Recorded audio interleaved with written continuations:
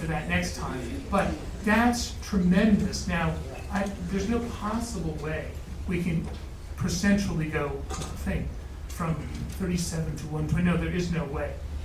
I could spend all spring in the dunk tank and we still wouldn't do that. But this is great, great progress.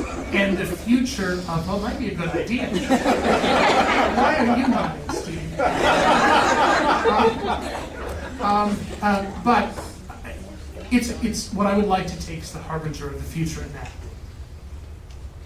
Finance and administration, new vice president, in an astonishingly short time, budget book, cash plan, and capital plan that I can tell you really were jaw-dropping accomplishments for people we showed them to in much more well-established and larger institutions. Just an incredible step up in the professionalism and the execution, the outcomes. We've brought in some extraordinary personnel with high levels of experience so that we really have their aid. We've got a new Associate Vice President of Human Resources in Shelley Ruocco, I love working with. Director of Facilities and Grounds, Mark Capello, also love working with, and I think we see a difference. I know we feel it. And we soon have a new controller. We were sorry to lose Laura Smierowski to her her alma mater, Smith, but we have a new controller coming in who's very well experienced. And the fact that she's from Berkeley, I had nothing to do with. We've made great strides in IT and library. We've moved to make sure they're getting more money than they were before. It's not yet enough money. And there are going to continue to be changes there. I'm not going to go on, but I'm very, very clear that we're moving to better support in both areas, and there's going to continue on that. This last thing, position management and rational budgeting, is one of the key tools we've added to making the kind of changes that we had. As it turned out, this is a little arcane for me initially, and I won't be able to get all of you to grasp it fully, I fear, but suffice it to say that we discovered that we actually couldn't tell, both currently and historically, where all the positions were and what money was going to them.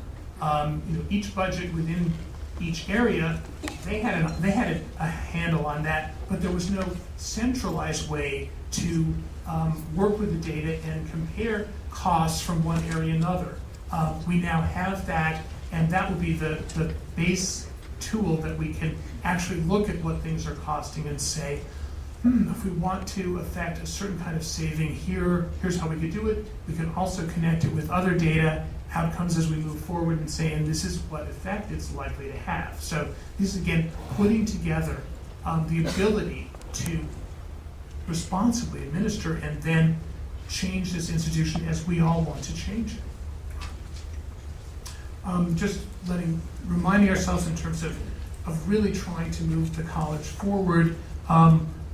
The appointment of Special Presidential Assistant for Diversity and Multicultural Education. Under Jaime Davila's leadership, we have a diversity committee which is working in 4 areas. We created the Active Anti-Racism Administrative Action Plan, which is reviewed, and the committee helps us keep it current and find new ways to make sure we're living up to the commitment we have. And this year, we have already seen an announcement, you'll see more. We're really going to be adding to the bandwidth of that unit so that we can, not in terms of positions, but in terms of its attention, that we can advance one of the great concerns that I have, and I know is shared by many people, the need for civic and civil debate and dialogue, so really having some intergroup dialogues. Other changes, one recent, another about to happen is the Secretary of the College, who deals with awards now, Diana Fernandez, and key to what we're doing now, and this continues the work of the Secretary before, is communications. We're definitely supporting the board and its committees better. That takes a lot of work, but it's very important. the website accessibility turned out board members had not been able actually to see, as they should have, what's going on. They're now able to be on the intranet. We had begun using an electronic board book, but it was very expensive and somewhat awkward. We are right now developing a way to use a secure part of the intranet so that we can do that on our own and with virtually no cost, and we're working on that. So these are things that are very important in running the college. Communications is an area, as I highlighted in my August 17th memo. We're about to launch a search for a vice president for communications and marketing, and this follows the recommendations of a professional who looked at our capacity in this area. And I know that a number of people are skeptical about this. Communications has been part of our mission. It just wasn't handled strategically to the degree that the college needs. And part of the way you'll see that is challenges that we're having on the admissions front. That's also a key element of our getting as many people to apply, as many people to come, and quite frankly, as many people from every economic sector. And we need that mix to survive as an independent college. And so we've done actually great work in so many areas of communications, as the report showed out, but we lacked a way to bring it all together with a coherent strategy. And with everyone's support, this is what we're looking for. Now, I'm going to focus on two areas, and when I was joking with the board, and I tweaking Steve Weissler, I said first we'll have the problem, then we'll have the solution. But all of this is one big package.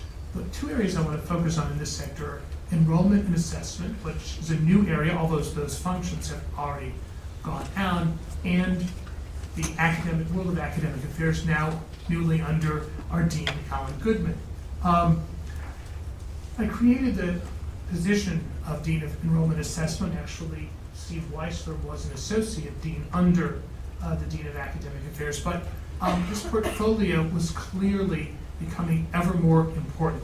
The assessment part was brought out as a need for the campus and our culture by the NEASC report, and it was clear that there were lots of challenges on admissions and very closely related financial aid. So we created someone whose portfolio focused solely on this. I have to say also, and this is part of the change, if you compared us to other institutions, Aaron's portfolio as vice president and dean of faculty was very, very broad. It was very hard for him to focus, although he did a miraculous job, sufficiently on the core areas because there were so many other things going on. So we focused on this. We got some fresh professional opinions. We now have new recruiters and more recruiters.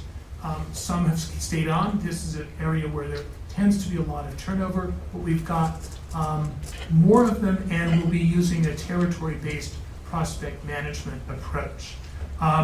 We've also added to the experience level in that team. This was certainly intentional, but there was a little bit of serendipity involved in this. We have coming in very soon, she's already consulting with us, a senior associate director of admissions who will, I know, bring great bench strength to Karen and David in helping us and Steve bring this forward. And the recruiters and others will be having very, very specific performance goals so that we know that we're helping people move forward and getting our aim. We are doing a marketing study. I know marketing may be one of those other taboo words, but we have to know how